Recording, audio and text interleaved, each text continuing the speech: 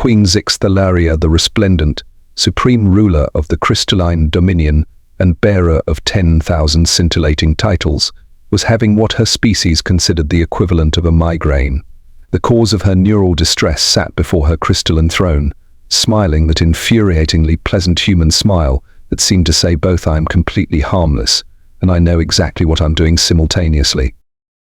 Ambassador Theodore Call Me Teddy Jenkins adjusted his bow tie, an archaic Earth fashion accessory that he insisted on wearing to every diplomatic function, claiming it was traditional diplomatic attire. The Queen's chief xenobiologist had spent 3 cycles convinced it was some sort of sophisticated communication device before Jenkins finally convinced them it was just fancy neck decoration. So you see, your crystalline magnificence, Jenkins continued, his voice carrying that peculiar human warmth that somehow made even the most hardened warrior species want to sit down and share their life stories. When we say we want to crash at your palace for a few days, we absolutely don't mean it literally. Though I must say the architecture would handle it splendidly if we did. The Queen's chief advisor, Grand Vizier K. Zedzd, who had spent the last 3 standard cycles trying to figure out how humans managed to weaponize small talk, frantically waved his sensory appendages. Your luminescence, the humans are doing it again. They're using their linguistic warfare. Jenkins blinked innocently. Linguistic warfare? My dear Vizier, I'm simply making conversation. Would you prefer we discuss the weather? Though I must say, your binary star system makes for rather complicated meteorological small talk. The Queen's crystalline structure shifted in what might have been either amusement or cosmic horror. It was rather hard to tell with a being whose emotional display involved complex refractive patterns. Ambassador Jenkins, she chimed, her voice creating harmonics that made the lesser courtiers vibrate sympathetically. You have been in our court for exactly 7 rotations, and in that time you have convinced our war minister to take up gardening, introduced our religious case to something called coffee, taught our royal guards a game called poker which has reportedly destroyed 3 centuries of carefully cultivated political alliances, and somehow managed to make our diplomatic corps obsessed with something called cat videos. Jenkins straightened his bow tie again. I assure you, Your Brilliance, these are merely cultural exchanges, though I must say, your war minister has quite the green thumb, or whatever the equivalent is for appendages composed in pure energy. From his corner, the war minister in question, Lord Vathuum, the planet cleaver, looked up from his datapad where he had been researching optimal soil pH levels for growing earth roses in 0 gravity. Furthermore, the Queen continued, her crystalline form now refracting light in what xenobiologists would later classify as existential confusion. You have managed to establish trade relations with 17 previously hostile species, mediated 3 space sector disputes using something called brunch diplomacy, and somehow convinced the hive mind of Sector 7 to start a book club. Oh, they're doing wonderfully with that, Jenkins beamed. They've just started Pride and Prejudice. The collective consciousness of trillion entities really brings a fresh perspective to Jane Austen's work. The Grand Vizier was now frantically consulting the Empire's database of known weapons of mass destruction, convinced that Jane Austen must be some sort of human military code. But most disturbing of all, the Queen's voice took on a resonance that usually preceded the announcement of planetary bombardments. You have somehow managed to make our species, like you. Well, that's just good old-fashioned human charm, Jenkins winked, an action that caused 3 junior diplomats to faint, convinced they had witnessed some sort of psychic attack. The Queen's structure briefly flickered through all known spectrums of light. The Galactic Council is concerned, Ambassador Jenkins. Your species has achieved in months what most civilizations fail to accomplish in millennia. You have no significant military force, no advanced technology by our standards, and yet we keep making friends, Jenkins suggested helpfully.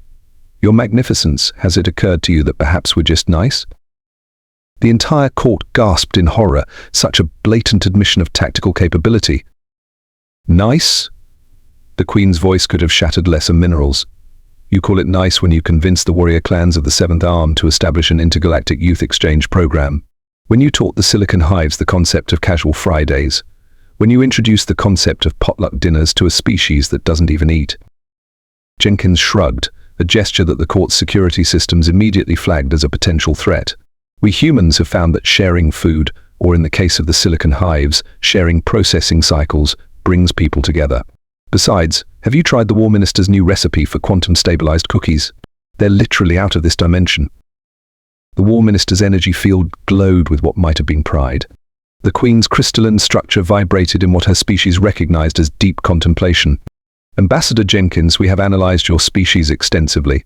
You have no natural defenses, no significant evolutionary advantages, and your planet is, quite frankly, unremarkable. Yet somehow you have become the most disruptive force in galactic politics since the great consciousness schism of the Third Age. Oh, that reminds me, Jenkins brightened. The various fragments of the consciousness have agreed to attend a reunion barbecue next solar cycle. They're very excited about the trust falling exercises. The Grand Vizier made a sound like a quantum computer having an existential crisis. You see? The Queen's voice resonated with both accusation and grudging admiration. This is exactly what concerns us. Your species takes concepts that should, by all logical analysis, result in diplomatic incidents or interstellar war, and somehow turn them into, what did you call it? Team-building exercises, Jenkins supplied helpfully. Speaking of which, how do you feel about karaoke? I've been working on a cross-species version that translates songs into compatible frequency ranges for each participant. The Queen's structure briefly displayed patterns that hadn't been seen since the creation of the universe. Ambassador Jenkins, are you aware that your species has been classified as a Class 1 diplomatic hazard? Jenkins adjusted his cufflinks, another action that sent the security systems into a frenzy. We prefer to think of ourselves as Class 1 diplomatic opportunities, your brilliance. Now, about that karaoke idea. At that moment, a junior diplomat burst into the throne room, their crystalline form vibrating with excitement. Your Magnificence. The HFY Book Club has just finished Pride and Prejudice, and they're demanding something called a romance movie marathon with something called Hugh Grant films. The Queen's structure dimmed slightly. Ambassador Jenkins. Don't worry, Jenkins smiled that dangerous human smile again. I brought a curated selection. And wait until they discover the concept of romantic comedies set during the holiday season. Did you know your species' crystalline structure would make excellent Christmas decorations? The Grand Vizier finally gave up and began composing his resignation letter, only to find himself accidentally signing up for something called a diplomatic pottery class instead. And so it continued, the slow but inevitable spread of human diplomatic influence throughout the galaxy, one coffee break, one book club, one karaoke night at a time. The Galactic Empire had faced countless threats throughout its existence, wars, plagues, cosmic horrors, but nothing had prepared them for the most terrifying force in the known universe, humans being friendly. As Ambassador Jenkins left the throne room, already planning next week's interspecies paintball tournament, with non-toxic, environmentally friendly paint specially designed for each species' biological or mineral composition, he couldn't help but smile. After all, humans had learned long ago that the pen was mightier than the sword, but a plate of cookies, a good story, and a genuine smile could conquer galaxies. The Queen watched him leave, her crystalline structure shifting through patterns that sinolonguists would spend decades trying to decrypt. Finally, she turned to her Grand Vizier and asked, what exactly is this Christmas he mentioned? The Grand Vizier's response was lost in the sound of distant karaoke practice, as somewhere in the palace, the War Minister was teaching a group of battle-hardened warriors the lyrics to I Will Survive. And in his quarters, Ambassador Jenkins began composing his weekly report to Earth's diplomatic corps, starting with his usual header, Operation Friendly Takeover proceeding as planned. Send more cookies and rom-coms. The next major crisis in the crystalline dominion began when Ambassador Jenkins innocently mentioned something called a secret Santa during a routine diplomatic briefing. The concept of anonymously giving gifts had somehow triggered a cascade of events that threatened to reorganize the entire hierarchical structure of galactic society. Let me understand this correctly. Queen Zixthalaria's voice resonated through her crystal chamber, creating harmonics that made several junior diplomats vibrate in confusion. You're suggesting that members of different social castes, ranks, and even species randomly exchange gifts, without regard for political alliances or power dynamics? Jenkins, who had somehow managed to fit a Santa hat over his ever-present bow tie, nodded enthusiastically. Exactly. And the best part is, no one knows who got them their gift. It's all about the joy of giving. The Grand Vizier Zist, who had finally returned from his stress-induced sabbatical, during which he had somehow become addicted to something humans called reality TV shows, frantically consulted the ancient texts. This must be prohibited under at least 73 different imperial protocols. "Oh, come now," Jenkins smiled, pulling out a hat filled with little pieces of paper. "I've already got the War Minister excited about it. Didn't you hear? He's been taking craft classes." Indeed, Lord Vatheuum, the planet cleaver, had recently converted one of his orbital bombardment chambers into what he called his crafting space, where he now spent his time making artisanal gifts using recycled starship parts. "Ambassador," the Queen's structure shifted to what xenobiologists had recently termed her "why are humans like this" formation. "You do realize that the last time someone gave me an unexpected gift, it resulted in a 300-year war with the Nebula Nomads." "Ah, but that's the beauty of Secret Santa," Jenkins beamed. "It's not about political maneuvering, it's about fun. Speaking of which, wait until you hear about the holiday office party concept." The Grand Vizier made a sound like a quantum computer attempting to divide by zero. Meanwhile, in another part of the palace, the HFY of Sector 7 was experiencing what it called a collective existential crisis. Having finished all of Jane Austen's works, they had moved on to watching Earth romantic comedy Common, now struggling with the concept of playing hard to get in relationship dynamics. But if they have mutual romantic interest, why do they not immediately initiate pair bonding protocols? The trillion-minded entity demanded during their weekly book club meeting. "That's what makes it romantic," explained Jenkins' assistant, Sarah Chen, who had recently been assigned to handle the HFY's growing media consumption addiction. "The tension, the will they won't they dynamic. We have initiated 17 different simulations and still cannot comprehend why the protagonists in Notting Hill did not optimize their relationship efficiency." Sarah made a note to maybe hold off on introducing them to When Harry Met Sally for now. Back in the throne room, Jenkins was explaining the concept of ugly holiday sweater contests to an increasingly concerned Security Council. "But why would one intentionally wear aesthetically displeasing attire?" asked the Chief of Fashion Police, whose species communicated entirely through coordinated color patterns. "That's what makes it fun," Jenkins insisted, pulling out a sweater that somehow managed to incorporate blinking lights, holographic reindeer, and what appeared to be actual tinsel. "I had this one specially made to be compatible with crystalline life forms." The Queen's structure briefly displayed patterns that perfectly matched the sweater's chaos, causing several court historians to faint. "And wait until you hear about karaoke caroling," Jenkins continued, either oblivious to or masterfully aware of the growing panic among the court officials. It was at this precise moment that Lord Vatheuum burst into the throne room, his energy form practically vibrating with excitement. "Your luminescence. I've discovered something called Pinterest and have already created 17 boards for DIY gift ideas using sustainable antimatter." The Queen's crystalline structure briefly flickered through all known and several previously undiscovered colors. "Ambassador Jenkins, are you aware that since your arrival, productivity in the military sector has dropped by 73%, but arts and crafts supplies requisitions have increased by 4,000%. "Oh, that reminds me," Jenkins brightened. "The Artisanal Warriors Guild wants to know if they can hold their first intergalactic craft fair in the main battle arena. They're calling it Swords into Scrapbooking." The Grand Vizier was now stress knitting with quantum strings, a hobby he'd picked up during his sabbatical. Furthermore, the Queen continued, her voice creating harmonics that suggested both amusement and existential dread. "I've received reports that the Temporal Defense Force has been using their time manipulation capabilities to binge-watch entire seasons of something called the Great British Bake Off." In their defense, Jenkins adjusted his bow tie, which was now somehow playing a tiny holographic version of Rudolph the Red-Nosed Reindeer. "They say it helps them understand the concept of linear time better. And you should see their four-dimensional souffles."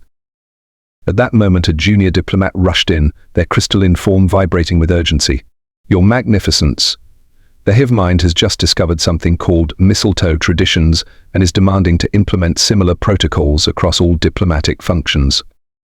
The Queen's structure briefly displayed what might have been the crystalline equivalent of a facepalm. "Ambassador Jenkins." Now Jenkins smiled, that diplomatic smile that had already reshaped the politics of three spiral arms of the galaxy. "Wait until they discover New Year's resolutions. I have a feeling the concept of annual self-improvement pledges will really resonate with a collective consciousness." From somewhere in the palace came the sound of the War Minister's craft group singing, "All I Want for Christmas Is You," in perfect harmonic resonance with the crystal architecture.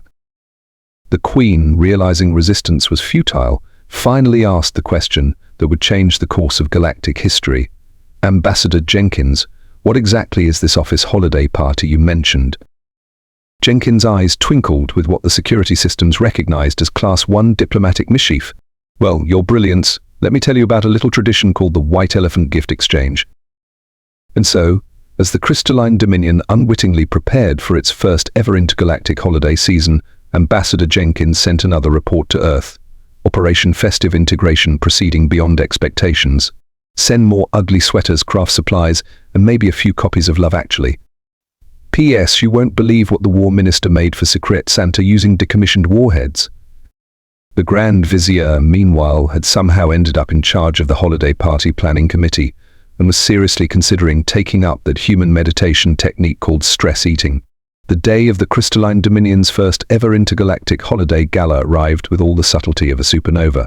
The Grand Throne Room, once a testament to martial might and imperial dignity, had been transformed into what Ambassador Jenkins cheerfully called a winter wonderland, though several physicists were still trying to understand how he'd managed to create artificial snow that was compatible with every known form of life, including plasma-based beings. Queen Zixthalaria found herself wearing what Jenkins had assured her was a tasteful holiday sweater that played jingle bells in 7 different dimensional frequencies. The Grand Vizier K's Dest had gone all in on the festivities, his usually imposing ceremonial robes now festooned with tinsel that shifted through quantum states. Your Magnificence, Jenkins approached, somehow balancing a tray of his infamous pan-species punch that was said to be simultaneously liquid, solid, and gaseous. I believe it's time for your Secret Santa speech. The Queen's crystalline structure shifted nervously. About that, Ambassador, we've detected some rather unusual patterns in recent galactic activities. Oh. Jenkins sipped his punch through what appeared to be a candy cane straw that bent through 4 dimensions. Yes, the Queen's voice created harmonics of concern.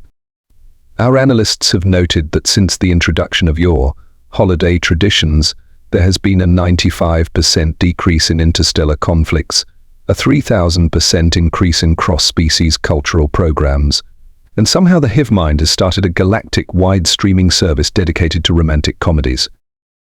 The course of true love never did run smooth. The Hive Mind's representatives chimed in from their corner, where they were hosting a dramatic reading of Love Actually scripts. Furthermore, the Queen continued, Lord Varthum's craft blog has become the most viewed data stream in 3 spiral arms.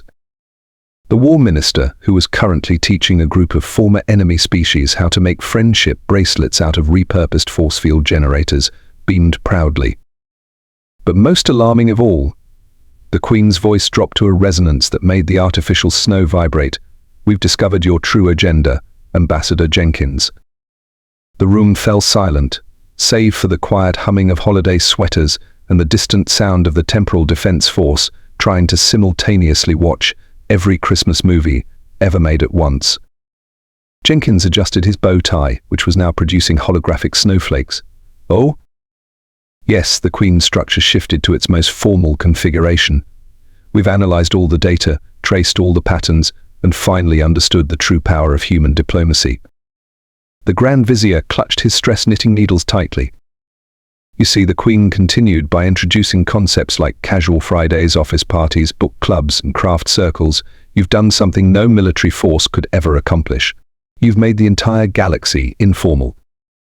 Jenkins blinked innocently. Is that a bad thing? Bad? The Queen's crystal structure rippled with what might have been laughter. Ambassador Jenkins, you've achieved the impossible.